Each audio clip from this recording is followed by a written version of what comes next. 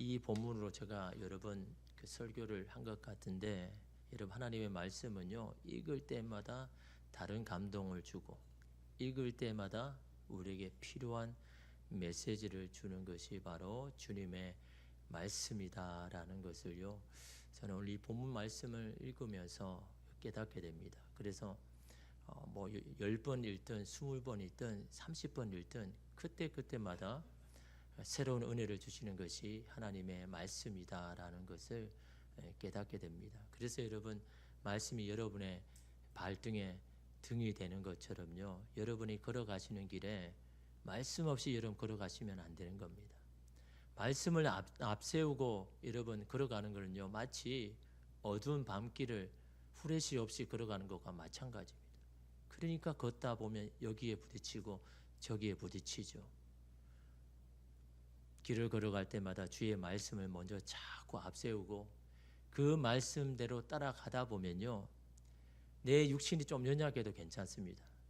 내 믿음이 조금 여러분 약해도 괜찮습니다. 그냥 그 말씀 따라가다 보면요, 어느 순간 하나님께서 예비하고 준비하신 그곳에 있는 여러분의 모습을 여러분 보게 되니까요, 다 이해 안 돼도, 다 내가 받아들일 수 없다 해도 여러분 늘 그 말씀 여러분 따라 가시기를 바랍니다. 2주 전에 우리 건물 이 관리소에서 공문이 왔습니다. 전기 안전관리 시설 정기 검사를 위해서 1시간을 정전을 한다라는 거죠. 그래서 뭐 엘리베이터에 붙여 놓기도 하고 미리 공지도 하고, 근데 그 정전되는 시간이 1시간입니다. 1시간. 그 처음에는 그럼 뭐 1시간 정전하는데 뭘 저렇게 호들갑 있게 다 이렇게 미리 며칠 전부터 저렇게 다 이야기하고 저렇게 붙일까라고 이렇게 생각했는데요. 그 시간이 월요일입니다. 월요일. 그것도 6시 반부터 7시 반 아침 그 1시간입니다. 그래서 새벽 그 기도회 때 광고를 했죠. 6시 반부터 7시 반까지 정전이니 6시 20분까지 기도하시다가 마무리를 하고 귀가하셔야 엘리베이터를 탈 수 있습니다 라고 그렇게 이야기를 했습니다. 여러분, 1시간이 아무것도 아니지만요, 그 1시간 동안 엘리베이터를 탈 수도 없고, 여러분 1시간이 정전되니까요, 저 뒤에 본당에 있는 전자시계도 그 전날 며칠 전에 맞췄는데요, 또 틀려버리고 다시 또 사다리를 타고 이렇게 고쳐야 했고, 뭐 여러 가지 여러 불편 상황이 여러분 생기더라고요. 근데 그것을 이렇게 가만히 생각해 보니까요, 그 1시간은 어떻게 보면 그냥 작은 불편함일 수 있지만 누군가에게 이 1시간은 참 소중한 시간이겠다. 이 1시간이 정지되면 어떤 사람은 생명을 유지하는 데도 힘들 수도 있겠다. 뭐 산소호흡기나 인공호흡기를 다는 사람에게 그 1시간 정전은요, 큰 문제죠. 물론 미리 다 대처하겠지만요, 그 1시간은 누군가에게는 참으로 귀한 시간이다라는 겁니다. 누군가에게는 우리에게 작은 그 물질이요, 누군가에게는 그것이 없어서 큰 걱정거리도 될 수 있겠구나라는 여러분 그런 생각을 해보면요, 여러분 우리가 살아가는 그 1시간 1시간을 여러분 하나님께서 우리에게 주신 것이 얼마나 큰 은혜인지, 여러분 이 금요 예배에 와가지고 뭐 1시간 반 2시간 이렇게 찬양하고 예배하고 기도하는 여러분 이거요, 누구나 다 하나님 앞에 예배 드리는 게 아니잖아요. 누구나 다 하나님 앞에 와서 기도합니까? 겨우겨우 일주일에 한 번 여러분 주일날 예배 드리는 것으로 여러분 만족해 하거나 그것밖에 할 수 없는 사람도 있지 않습니까? 그런데 오늘 우리는 또 이 금요 예배에 나와서 하나님 앞에 예배하며 기도할 수 있는 것, 여러분 이것은 하나님께서 우리에게 주신 얼마나 큰 축복이고, 특별히 여러분 이 기도의 자리는요, 우리가 주님의 자녀라는 여러분 그런 여러분 귀한 자리라는 것을 여러분 우리는 기억해야 할 겁니다. 사실 우리는요, 그럴 만한 자격이 없잖아요. 하나님 앞에 여러분 무조건 나와가지고 이렇게 때를 쓰면서 기도할 사실은 그런 자격이 없는 사람이잖아요. 여러분 오늘 우리가 삶을 살아가면서 여러분 하나님의 뜻대로 하지 못할 때가 많잖아요. 그냥 내 감정대로 내 고집대로 막 하나님 도저히 저는 못하겠습니다 할 때 얼마나 많습니까? 그럼에도 불구하고 하나님은요, 그 모든 것을 다 이해하시고 받아들여 주시고 또 우리로 하여금 기도하러 나오게 하신 이것이 하나님께 받은 큰 자격이고 은혜이고 축복이다라는 사실을요, 여러분 이 금요 예배에 참여하면서 여러분 모두가 여러분 다 생각해야 할 것이다라는 겁니다. 뭐 여러분 우리가 마음대로 우리 생각대로 살다가 뭐 실패와 낭패를 당할 때 그때도 하나님 우리에게 찾아오시잖아요. 그리고 또 손 내미잖아요. 야, 너 이것 때문에 무너졌느냐? 또 이것 때문에 너 또 실패해서 또 이렇게 낙심해 있느냐? 그럴 때마다 여러분 하나님께서 우리의 손을 붙잡고 다시 이렇게 세워주잖아요. 다시 나와 함께 가자. 다시 시작하자. 여러분 이렇게 여러분 하는 게 얼마나 우리에게 큰 축복이다. 이 큰 자격이다라는 것을 여러분 우리는 항상 기억해야 됩니다. 오늘 말씀에도 마찬가지입니다. 오늘 말씀의 이런 핵심은 바로 그건 겁니다. 네가 누구로 나에게 기도하느냐. 이게 참 중요하죠. 여러분 오늘 말씀은 여러분 왜 이 비유를 하느냐 하니까요. 제자들이 이 세례 요한을 보니까 이 세례 요한 제자들을 보니까 너무 부러운 겁니다. 세례 요한이요. 자기 제자들에게 기도를 막 가르치는 겁니다. 그러니까 이 제자들이 예수님의 제자들이 너무 부러워가지고 예수님 저희에게도 좀 기도를 어떻게 하는지 좀 가르쳐 주십시오라고 요청을 한 겁니다. 그래서 여러분 그 요청에 예수님께서 기도를 가르치시죠. 그래서 여러분 이 2절에서 여러분 4절에 보면 주기도문이라고 하잖아요. 주께서 가르쳐 주신 기도라고 하지 않습니까? 마태복음은 굉장히 길게 나오지만 누가복음에는 굉장히 간략하게 여러분 나와 있습니다. 이렇게 기도하면 돼. 기도는 어떤 내용을 하는 거야? 라고 말씀을 한 후에 오늘 이 비유를 하시는 거죠. 다시 말하면 기도의 내용도 중요하지만 이것도 너무 더 중요하다는 거죠. 그것을 여러분 오늘 본문의 비유로 말씀하고 있다라는 겁니다.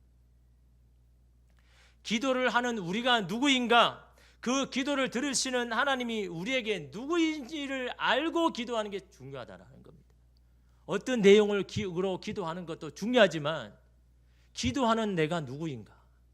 그 기도를 들으시는 하나님이 누구인가를 알고 기도한다면 그 기도 자체가 달라질 것이다 라고 하시는 것이 오늘 비유를 통해서 우리에게 이런 말씀을 하고 있죠. 여러분 하나님을 믿지 않는 옛날 부모님들은 어떻게 기도했습니까? 그분들 다 기도했잖아요. 가족들이 다 잠자는 때 물 한 그릇 떠넣어놓고 막 손을 비비면서 비나이다 다 그렇게 기도했잖아요. 비나이다 자체는 기도한다라는 거예요. 내 자녀들을 건강하게 해주십시오. 내 자녀들이 잘되게 해주십시오. 내 가정에 행복하게 해주십시오라고 여러분 그렇게 여러분 정성스럽게 여러분 기도했지 않습니까? 그래서 여러분 다른 말로 표현은요 치성을 드렸다라는 표현을 하죠. 이 치성을 드렸다라는 말은요 있는 정성을 다 드린다라는 거죠. 내가 할 수 있는 정성을 다 하는 겁니다. 특히 신에게 내 정성을 다할 때 이 치성을 드렸다라는 표현을 합니다. 누구한테 비는지 그 대상은 불분명하지만 그것이 뭐 산신령인지 천지신명인지 하늘인지 땅인지 명확하지 않습니다. 다만 어딘가에 신이 있다면 자신이 가진 열심히 앞에 감동할 것이라는 그런 마음으로 우리 부모님은 다 기도하셨잖아요. 어느 신이든 상관없다라는 겁니다. 내 정성만 받아준다면, 내 정성에 감동한다면 내 기도 들을 거라는 그런 믿음 가지고 다 기도했잖아요. 여러분 그들의 기도와 우리의 드리는 기도가 뭐가 다를까요? 기도의 내용은 어떻게 보면 좀 비슷합니다. 그렇잖아요. 왜 기도하는지 목적은 어떻게 보면 똑같습니다. 여러분들 기도하는 게 여러분 가정, 여러분 자녀가 잘 되기 위해서 기도하잖아요. 예전에 부모님도 다 그런 기도 내용 한 겁니다. 그런 내용 가지고 기도했잖아요. 그러면 그들의 기도와 우리의 기도는 뭐가 다른 걸까요? 아니 기도해야 되는 이유도 똑같죠. 내용도 똑같으면 도대체 뭐가 다른 걸까요?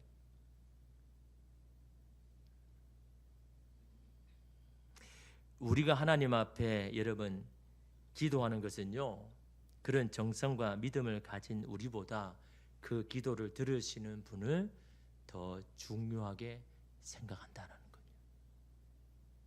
세상의 그들은요 누구가 드는지 그 대상이 중요하지 않지만 우리에게 그 대상이 중요하다는 거예요. 그 대상이 누군지가 너무 중요하다는 거예요. 세상 사람은요 누가 들어도 괜찮습니다. 나의 정성만 받으면 되는 겁니다. 그러나 우리의 기도는요 누군가가 아니죠. 우리의 기도를 들으시는 분이 분명히 있고 그 대상이 하나님이다라는 이 분명한 사실이 다른 겁니다. 그러나 우리가요, 기도를 받으시는 하나님보다 내 열심에 더 치중한다면 우리는 어떻게 될까요? 내가 얼마나 열심히 기도했느냐, 얼마나 매달렸냐에 따라서 여러분 그 결과를 기대한다면요, 우리는 그 기도한 후에 어떤 마음이 들까요? 하나님, 내가 이렇게 열심히 했는데, 내가 이렇게 중단하지 않고 기도했는데, 아니 왜 이 결과가 이렇습니까? 왜 이런 결과가 와야 됩니까? 그렇다면 나의 열심을 가지고 하나님 앞에 따질 겁니다. 원망할 겁니다. 하나님, 나의 이 정성을 보셨다면서요. 아니 나의 이런 정성이 있다 그러면 당연히 하나님 기도한 후에 좋은 응답 주셔야 되는 거 아닙니까? 라고 그렇게 우리는 하나님 앞에 원망하겠죠. 오늘 본문의 말씀도 우리가 잘 이해해야 됩니다. 잘못하면 그렇게 흐르는 겁니다. 내 마음과 내 정성, 내가 한 노력을 하나님 앞에 더 내세울 때가 있다는 거예요. 그것만이 중요하다라고 말할 수도 있다라는 겁니다. 오늘 본문의 말씀 8절에 보니까요, 내가 너희에게 말하노니 비록 벗됨으로 인하여는 일어나서 주지 아니할지라도 그 간청함을 인하여 일어나 그 요구대로 주리라라고 그 말을 하죠. 그 간청함을 인하여라는 말을 통해서 우리 어떻게 이해합니까? 자꾸 와서 달라고 조르는 바람에 얻었다라고 그렇게 잘못 이해할 수 있는 겁니다. 기도의 원리도 귀찮을 만큼 조르면 응답된다라는 식으로 이해할 수도 있는 겁니다. 그렇게 우리도 기도할 수가 있는 거죠. 기도를 그런 한편으로 생각하고 있는 분도 있을 겁니다. 내가 막 조르고 막 그렇게 내 열심을 보이면 하나님 들어주실 것이라는 그런 여러 마음을 가지고 여러분 기도할 수도 있습니다. 물론 여러분, 하나님 우리의 간절함에 반응하시죠. 그리고 응답하시죠. 그러나 이것은요, 예수님께서 오늘 제자들에게 가르치는 이 비유와는 전혀 상관이 없습니다. 전하는 그런 말씀이 아닌 겁니다. 우리의 열심에 포기하지 않음 때문에 응답하는 것이 아니다라고 말씀하고 있는 거예요. 그럼 여러분, 우리의 무엇에 반응하시는 걸까요? 무엇 때문에 응답하시는 걸까요? 오늘 말씀의 상황을 여러분 잠시 보면요, 5절에서 6절에 보면 또 이르시되 너희 중에 누가 벗이 있는데 밤중에 그에게 가서 말하기를 벗이여 떡 세 덩이를 내게 구워 달라 내 벗이 여행 중에 내게 왔으니 내가 먹일 것이 없노라 하면, 이란 말하죠. 친구에게 문제가 생겼습니다. 무슨 문제입니까? 밤중에 친구가 여행하다가 자기 집에 왔는데 어떻습니까? 그 당시에 풍습은 나그네를 정성스럽게 여러분 대접하지 아니하면 그게 허물이고 죄가 되는 겁니다. 근데 이런 문제가 여러분 뭡니까? 자신은 친구를 대접하고 싶은데 문제는 음식이 부족한 겁니다. 그러니까 어떻게 합니까? 자기 친한 친구에게 가서 그걸 요구하죠. 여러분, 그 지역에서는요, 그 당시 그곳에서는요, 낮에 여행하는 사람 잘 없죠. 왜냐하면 살인적인 더위 때문에 그때 이동한다는 것은 그냥 목숨을 내놓고 해야 되는 거기 때문에 대부분 어떻습니까? 시원한 밤에 이동하는 겁니다. 밤에 이동하다가 피곤하면 그 지역에 아는 사람이 있으면 찾아 들어가서 거기에 유숙을 하는 거죠. 오늘 이 친구도 어떻게 보면 밤중에 여행하다 찾아온 것은 이것은 너무나 흔한 일인데 문제는 자기가 그만큼 그 손님을 대접할 음식이 부족한 겁니다. 그래서 염치를 불구하고 체면을 무릅쓰고 근처에 있는 친구 집에 가서 음식을 빌리는 거죠. 그런데 음식을 빌려줘야 할 친구의 상황이 어떻습니까? 여러분 7절에 보니까요, 그가 안에서 대답하여 이르되 나를 괴롭게 하지 말라. 문이 이미 닫혔고 아이들이 나와 함께 침실에 누웠으니 일어나 내게 줄 수가 없노라 하겠느냐. 다시 말하면 요거를 들어줄 수 없는 이유에 대해서 설명하죠. 아마 이 주인은 잠이 들었다가 이 친구의 문 두드리는 소리 때문에 잠이 깨어서 굉장히 불쾌한 마음을 가지고 있는 겁니다. 그래서 여러분 친구의 요청에 뭐라고 합니까? 나를 괴롭게 하지 말라. 왜 나를 힘들게 하느냐? 나를 이렇게 귀찮게 하느냐라고 그렇게 말하는 거죠. 여러분 이 집 주인이 여러분 괴로운 것은 떡이 때문에 그런 게 아니잖아요. 지금의 그런 상황인 겁니다. 첫째는 뭡니까? 문이 이미 닫혔다라는 거죠. 그 당시에 여러분 그 문들은요, 문을 잠그고 어떻게 합니까? 문 빗장이 있습니다. 문을 걸어 잠근다라고 하죠. 이미 자기 위해서 문빗장을 이렇게 걸어다 했습니다. 근데 여러분 중요한 것은요, 요즘처럼 뭐 LED나 형광등이 있는 게 아니잖아요. 그냥 뭐 버튼 가서 딱 누르면 불 켜지는 게 아니잖아요. 그 어두운 데서요, 더듬더듬 하면서 여러분 그 문빗장을 찾아서 그걸 가지고 또 열어야 되는 거죠. 또 어떻습니까? 식구들이 함께 다 자고 있습니다. 그 당시 여러분 유대인들의 여러분 이 시골 농가는요, 그 한 방에 다 자는 겁니다. 한 가족들이 한 이불 속에 다 자는 겁니다. 그러니까 어떻습니까? 문을 열기 위해서, 음식을 주기 위해서는요 다 깨워야 되는 겁니다. 자고 있는 뭐 자식부터 시작해가 아내까지 다 여러분 깨워야 되는 거죠. 한바탕 뭐 소동이 일어나는 겁니다. 이런 불편하고 이런 힘든 상황에도 친구의 간절한 요청을 줄 수밖에 없는 이유가 있다라는 거죠. 그것이 뭡니까? 8절을 다시 읽어보면요, 내가 너희에게 말하노니 비록 벗됨으로 인하여는 일어나서 주지 아니할지라도 그 간청함을 인하여 일어나 그 요구대로 주리라.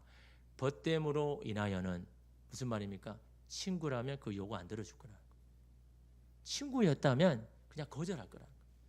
이미 밤중에 늦어서 안 돼, 이렇게 난 너무 힘들어 라고 막 호되게 그냥 거절하든지 뭐 그랬겠지요. 그런데 여러분, 친구라면 그렇게 안 들어줬을 텐데 뭐 때문에 들어준다고 이야기합니까? 간청함을 인하여. 이 간청함이요, 이전 성경에는 뭐라 나와 있습니까? 강청이라고 했죠. 간청이 아니라 강청. 그래서 이 강청이라는 이 뜻은요, 부끄러움을 무릅쓰고 체면을 무릅쓰고 강구한다라는 뜻이 있습니다. 그러니까 여러분, 이 사람 어떻게 합니까? 적나라하게 이야기하면 부탁을 하는 게 아닌 겁니다.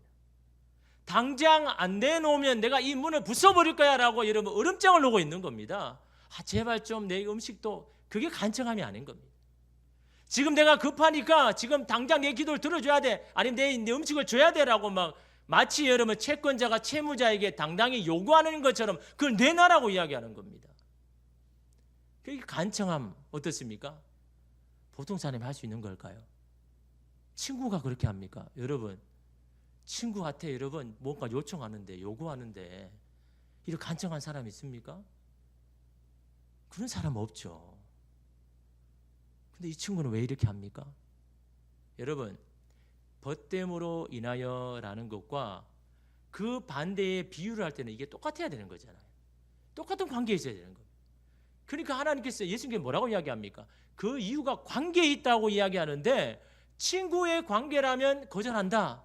그런데 다른 관계에 있다 그러면 그 가능하다. 이게 여러분 어떤 문장에 맞는 거잖아요. 그런데 우리는 이 글자 자체로 간청함으로 인하여, 그래 뭐 계속 매달리면, 계속 그렇게 응석을 부리면, 그렇게 하면 들어줄 거야 라는 그렇게 이해를 하더라는 거예요. 그게 아니죠.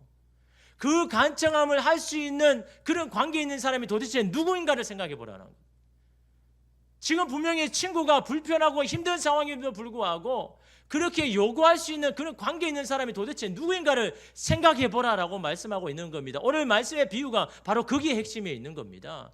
막무가내로 그냥 하나님 앞에 그렇게 하면 응답받는다는 게 핵심이 아니라, 그렇게 할 수 있는 사람이 누구냐라는 거예요.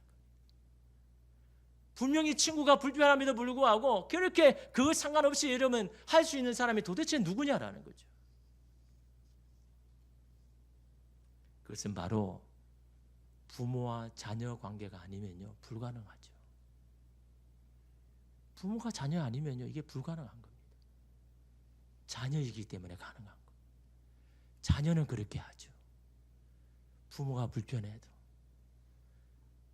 부모가 도무지 그런 지금 상황에는 들어주지 못해도 자녀는요 그 상관없이 요구하잖아요. 달라고 하잖아요. 사달라고 하잖아요.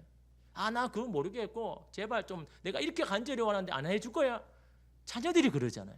그럼 부모는 어떻게 합니까? 자녀가 그렇게 막무가내해도 다 들어주잖아요. 이게 이런 부모 아닙니까?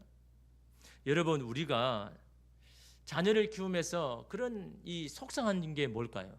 아마 그거일 겁니다. 유독 아이들이 부모인 자신에게는요 너무나 함부로 대한다는 거. 부모의 어떤 생각이나 형편을 잘 생각해 보지도 않고 그렇게 막 요구하는 겁니다. 그럴 때마다 어떤 생각이 듭니까? 근데 이 아이들이요 밖에서는 잘해요. 다른 사람에게 그렇게 안 하는 겁니다. 다른 사람에게는 배려도 잘하고, 다른 사람에게는 상황도 여러분 잘 들어주고 거기에 맞춰가 합니다. 그런데 왜 부모에게는 그렇게 할까요? 그럴 때는 어떤 생각이 듭니까? 야, 제가 나를 이렇게 무시하나? 여러분 그런 마음 안 듭니까? 아무리 내 자녀라 그래도 아니 저렇게 나에게 막무가내로 저렇게 함부로 대고 요청할 때 부모인 여러분은 어떤 마음이 듭니까? 야 정말 내게 이렇게 나를 어떻게 보면 나를 어떻게 이렇게 무시하면 다른 사람에게는 막 그렇게 예의 이렇게 다가가면서 왜 나에게는 이렇게 대할까라는 마음이 여러분 안 들까요? 들죠. 자녀는 그런 겁니다. 자녀는 그렇게 할 수 있습니다. 왜 자녀들이 그럴까요? 왜 다른 사람에게는 예의 있게 다른 사람에게 다 배려하면서 왜 부모인 여러분 부모에게는 그렇게 하지 않을까요? 다른 사람은 여러분 부모가 아니잖아요. 다른 사람은 불편한 겁니다. 그렇게 말하기가 쉽지 않은 겁니다. 부모이기 때문에 그렇게 합니다. 부모는 그렇게 해도 다 이해하고 받아주고 그렇게 해줄 것이라는 믿음이 있기 때문에 그래서 이런 하는 거 아닙니까? 근데 여러분의 자녀가요 부모뿐만 아니라 다른 사람에게 그렇게 한다면 병원에 가봐야죠. 그 사람은 그 친구는요. 근데 부모에게만 한다는 건요 이게 잘못된 게 아닌 겁니다. 그 자녀가 나를 부모로 여기고 있구나. 그런 응성받지를 해도 나를 인정해주고 나의 요구를 들어줄 것이라는 그 믿음이 있기 때문에 나를 저렇게 하는구나라고 여러분 그렇게 생각해야 된다라는 겁니다. 물론 부모일수록 더욱 예의를 갖추고 존중을 해야 하지만요 아이들의 마음속에는요 부모가 그런 겁니다. 자신이 어떤 모습을 보여도 다 이해하고 받아주고 지지해 줄 것이라고 믿기 때문에 우리를 부모라고 여기기 때문에 여러분 그렇게 하는 것 아닙니까? 부모가 아닌 사람에게 그렇게 이야기합니까? 오늘 말씀에 강청을 하는 사람도 마찬가지입니다. 내가 이렇게 그 사람에게 체면을 무릅쓰고 그렇게 해도 이 사람이 나의 그런 그 요청을 들어주실 것이라는 믿음이 있기 때문에 그렇게 구하는 거죠. 그런 믿음 없으면요 할까요? 내가 어떤 것을 요구해도 저 사람은 나의 요구를 들어줄 것이라는 이러면 그런 믿음 없다면요 그 한밤중에 그렇게 야단 법석하면서 그 친구가 분명히 힘들 걸 알면서 그렇게 하겠습니까? 반대로 여러분 그 요청을 한밤중에 정말 힘들면 무릅쓰고 그 요청을 들어주려고 막 다 깨우고 막 그런 사람도 똑같은 마음 아닙니까? 이 사람이 요청하는 건 내가 다 들어줘야 된다는 그 믿음과 그 마음이 없으면요 여러분 그것을 여러분 들어주겠습니까? 예수님께 왜 이 비유를 합니까? 너희들도 그런 자격으로 하나님께 기도해라. 그런 자녀로서 아버지 된 하나님께 기도하라. 너희가 믿는 하나님은 자녀의 그 어떤 부르짖음에도 요청에도 때를 쓰는 것도 다 들어주시고 다 귀담아 들어주시고 그 기도에 응답하여 주신다라는 겁니다. 기도 내용도 중요하죠. 그러나 여러분 오늘 우리가 하나님 앞에 드리는 오늘 우리가 어떤 자인지를 여러분 알고 기도해야죠. 오늘 우리의 어떠함에 상관없이도 다 품어주시는 분이 여러분 하나님이신 겁니다. 우리의 그 어떤 요구에도 다 들어주시는 분이 우리의 아버지 되시는 그 하나님께 아버지 자녀된 오늘 우리가 그런 여러분 마음으로 하나님 앞에 여러분 기도해 보십시오. 뭐가 부끄럽습니까? 무엇을 내놓지 못합니까? 무엇을 여러분 하나님께 감추겠습니까? 기도는요 남에게 하는 것이 아닙니다. 때를 써도 좋을 대상에 하는 것이 기도 아닙니까? 기도라는 하나님의 눈치를 보면서 무언가를 하나 주세요라고 요청하는 게 아닙니다. 그 요청의 자리를 넘어서 복의 자리, 아들로서의 자녀의 자리라는 것을 말씀하고 있는 겁니다. 여러분 오늘 우리는요 그런 축복을 받은 자로 여러분 기도하라라고 여러분 예수님 말씀하는 겁니다. 여러분 그런 자격을 하나님 앞에 기도합니까? 여러분이 자녀임을 믿고 그 기도를 들어주시는 분이 하나님이 아버지라는 그런 마음을 여러분 기도하십니까? 그렇다면요 뭘 버려야 됩니까? 여러분 이런 비유는요 좀 그렇지만요 여러분 거지가 거지로서 살아가기 위해서는 뭘 버려야 될까요? 자존심이죠. 여러분 거지가 자존심이 있어서 동냥할 수 있습니까? 자존심이 있으면요 사람에게 손 내 못 밀죠. 그럼 그 거지는 그냥 죽어야 되는 겁니다. 거지가 여러분 거지로서 사는 건 다른 게 아닌 겁니다. 자존심을 내어놓는 겁니다. 그리고 도움을 요청하는 겁니다. 여러분 기도하는 것도 마찬가지입니다. 하나님 앞에 우리가 뭘 여러분 자존심을 가집니까? 뭐가 부끄럽습니까? 아버지 되신 하나님은 다 알고 있는데요. 여러분의 힘들고 괴로운 거 다 알고 있는데요. 우리의 부족하고 연약한 거 다 알고 있는데요. 우리가 그 말씀대로 살지 못하고 우리의 욕심대로 살 때도 하나님 다 아시는데요. 주님의 마음을 갖지 못하고 내 육신의 생각으로 대하는 것도 하나님 다 아시는데요. 여러분 그 주님 앞에 여러분 무엇을 여러분 말하지 못하겠습니까? 여러분 다윗의 시를 보십시오. 다윗의 시를 보면요, 시편을 보면요, 정말 여러분 입에 담지 못할 그런 막 저주를 하고 욕을 합니다. 근데 그걸 누구에게 합니까? 사람에게 하면 문제가 되죠. 사람에게 안 하는 겁니다. 하나님 앞에 하는 겁니다. 하나님, 내가 저 사람 때문에 너무 살지를 못하겠습니다. 저 악한 사람 때문에 내 손이 지금 넘어갑니다. 저 사람 때문에 하나님 내 심령이 마릅니다라고요. 하나님 앞에 그렇게 여러분 기도합니다. 하나님 저 사람을 그냥 내버려 두지 마십시오. 하나님 저 사람을 하나님께서 징벌을 내시든지 심판하든지 좀 해주십시오. 그래야 제가 살겠습니다라고요. 도무지 믿음의 사람이라고는요 할 수 없을 그런 말들을요 하나님 앞에 기도합니다. 다윗이 여러분 체면을 생각하면 그렇게 할 수 있을까요? 자신의 여러분 체면을 생각하면요, 자신의 지위를 생각하면 하나님 앞에 그렇게 기도할 수 있겠습니까? 하나님을 나의 아버지로 믿으니까요. 하나님, 내가 어떤 말을 해도 다 들어주실 거니까. 내가 저 사람을 미워한단 말을 해도, 내가 저 사람을 어떻게 해달라고 막 그렇게 저주를 해도 주님 우리의 기도를 다 들어주시기 때문에 그렇게 다윗이요 마음을 다 내어놓고 솔직하게 여러분 하나님 앞에 다 기도하지 않습니까? 하나님, 오늘 이 시간에 저와 여러분을 자녀로 부르셨습니다. 아버지가 되시는 하나님은요 우리의 그 어떤 투정에도 다 들어주시고 그런 우리의 마음을 위로해 주시고 우리의 마음을 치료해 주시는 분이 바로 우리 아버지 되시는 하나님이다 라는 것을 여러분 기억하면서 너는 기도해라. 그 아버지께 기도해라 라고 말씀합니다. 너는 내 아들이다. 내가 너를 십자가의 고통으로 낳았다. 너는 나의 사랑하는 아들이다 라고 오늘 이 자리에 오신 저와 여러분에게 주님은 여전히 말씀하십니다. 자녀로 구하십시오. 자녀로 하나님 앞에 이르면 기도하십시오. 원통하고 억울한 일도 다 구하십시오.